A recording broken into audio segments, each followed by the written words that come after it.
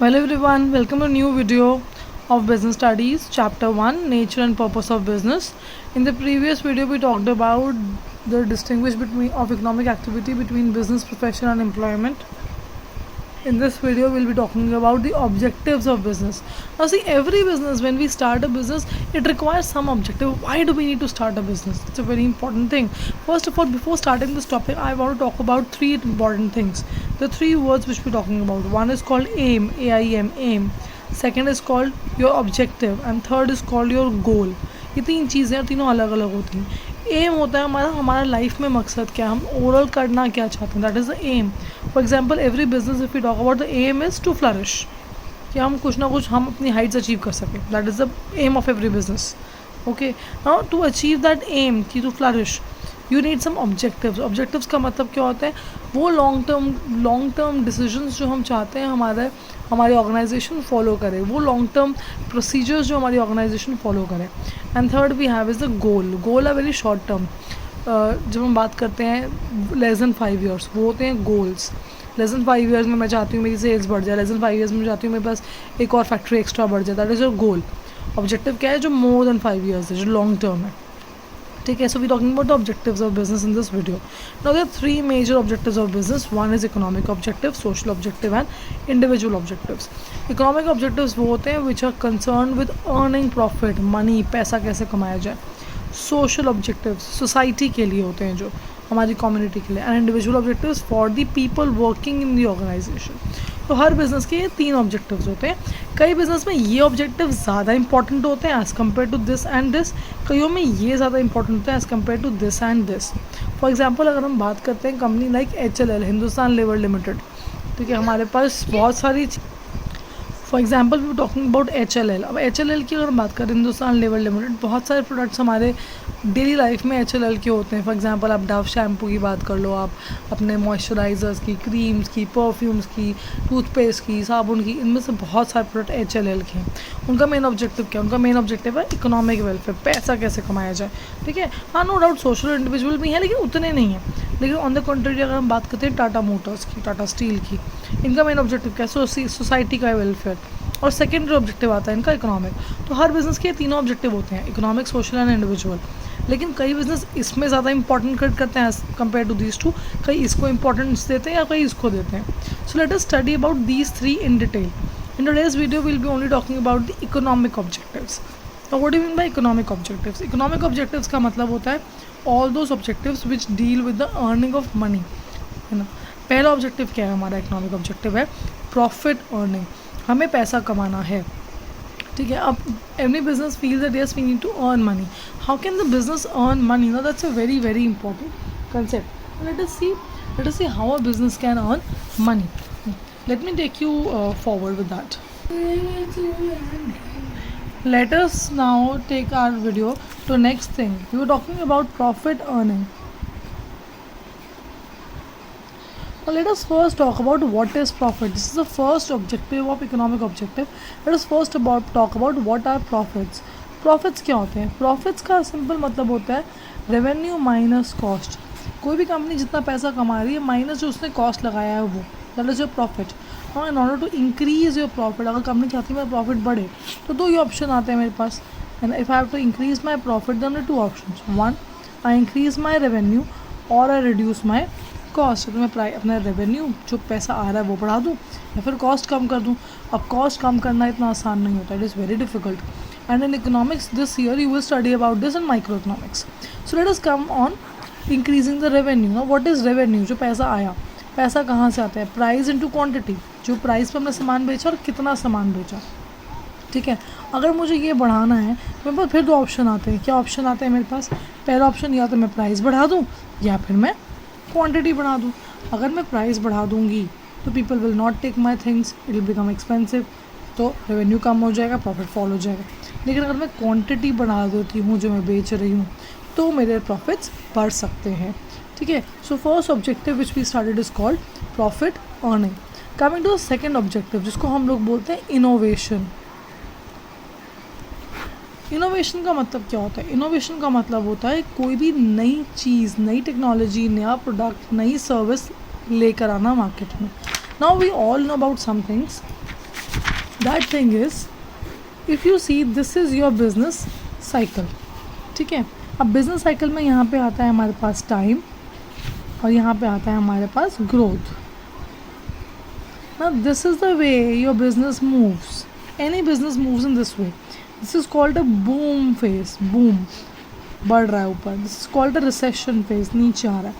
आज हम इनोवेशन की बात करते हैं. इनोवेशन में क्या होता है फ्रेंड्स? इनोवेशन में ये होता है कि पहले हमने अगर कोई नया प्रोडक्ट लॉन्च करा मार्केट में, क्योंकि वो नया प्रोडक्ट है, उसके लिए हमें हाई प्राइस मिलेगा, हम बूम फेज़ में आ जाएंगे, ठीक है।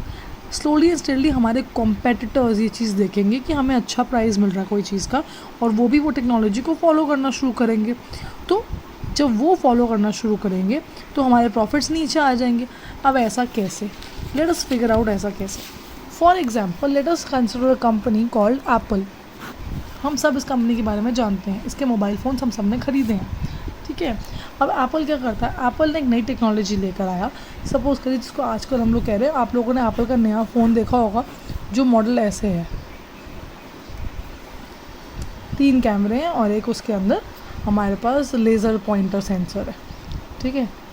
जब एप्पल ये वाला फ़ोन लेकर आया तो एप्पल ने क्या किया? एप्पल ने इनोवेट किया, इनोवेशन करा, जिसकी वजह से एप्पल ने अपना ये वाला फ़ोन अराउंड 150 लाख तक का स्टार्टिंग प्राइस पे बेचा, ठीक है। अब एप्पल ने करीबन 6 मंथ्स तक के लिए 1,50,000 तक का ये प्राइस पे बेचा और प्रॉफिट कमाया। Now it tooks around 6 months for the competitors like Samsung, like OnePlus and like many other to follow, ठीक है। और जो बाद में वो लोग लेकर आए तो वो भी 3 वाला फ़ोन ले आए और चौथा उनका भी सेंसर हो गया। ऐसे वाले फ़ोन आ गए उनके, है वही 3 कैमरास और एक सेंसर। अब इन्होंने क्या किया? अपना प्राइस रेंज रखा अराउंड 70,000, ठीक है। अब एप्पल का इतना महंगा फ़ोन और इसका 70,000 का फ़ोन, तो अब क्या होगा? People will go here. लेकिन ये जो तब एप्पल अपना प्राइस को कम कर देगा। लेकिन 6 महीने एप्पल ने पहले क्या कमाया? एक्स्ट्रा पैसा कमाया। कैसे कमाया? इनोवेशन से कमाया, ठीक है। तो second point when we talk about economic objective is innovation. काफ़ी कंपनीज इनोवेशन से अपने पैसे कमाती हैं कि हम नई टेक्नोलॉजी या नया प्रोडक्ट या नई चीज़ लेकर आएंगे मार्केट में, 1-2 महीने को रखेंगे हाई प्राइस पे, और बाद में जब वो कॉमन हो जाएगी तब तक के लिए हम लोग प्रॉफिट कमाएंगे। इसको हम बोलते हैं फर्स्ट मूवर एडवांटेज, ठीक है। Coming to third point which we have is called market share.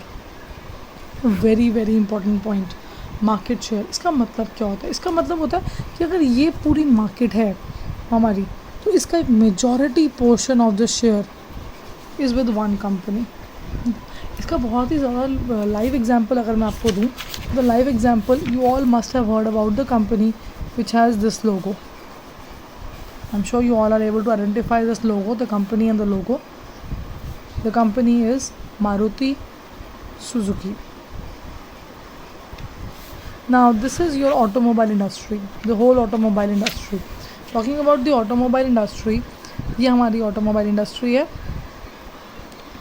जिसमें बहुत सारे players हैं. You have Maruti Suzuki, you have Hyundai, you have Honda, you have obviously you have the Volkswagen, you have Toyota, you have Tata, you have a lot of companies, but still till date 60% of the market share is acquired by Maruti Suzuki. It's a very big deal, it's a great deal. Reason being, क्योंकि जब आपके पास इतना बड़ा market share होता है ना, तो automatically आपकी क्वांटिटी जो है वो बढ़ी हुई है, सेल्स आपकी ज़्यादा हैं। जब सेल्स ज़्यादा हैं, आप प्राइस चाहे कम भी रख लो, आपका रेवेन्यू बढ़ेगा ही बढ़ेगा। तो ये वो कंपनी है जो मार्केट शेयर से प्रॉफिट कमा रही है, ठीक है ना। प्रॉफिट कमाने का तरीका इसका क्या है? Market share. Okay, now coming to next point in our economic objectives. The next point, the fourth point which we are starting is called optimum resource allocation.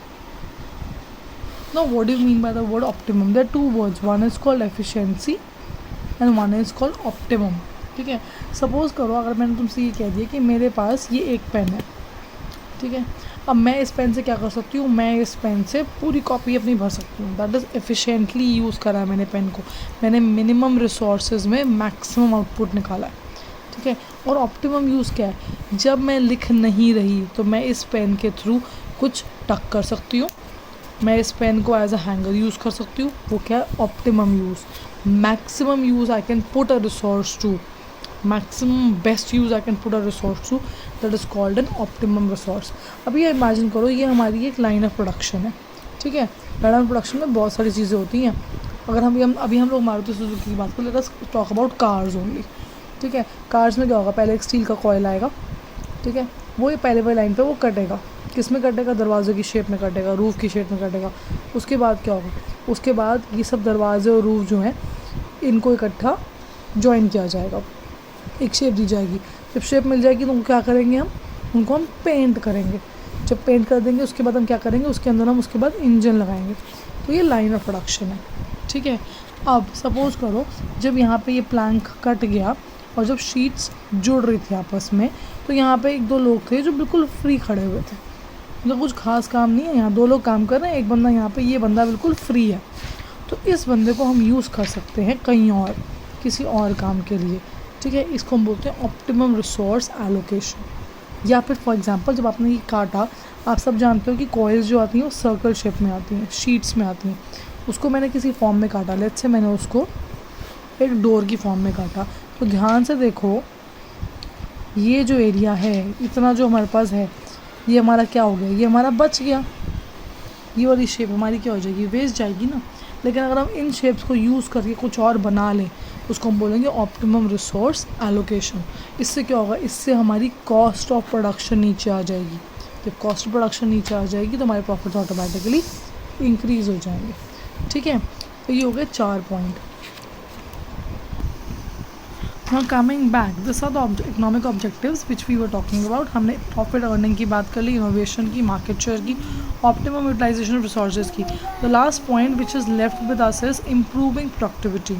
Productivity का मतलब क्या होता है? Output total divided by the total amount of inputs used. हमारा output divide by inputs used. अगर हम अपना output बढ़ा दें तो हमारी प्रोडक्टिविटी बढ़ जाएगी, या अगर अपने इनपुट्स ऑप्टिमम यूटिलाइज कर दें तब भी हमारी प्रोडक्टिविटी बढ़ जाएगी।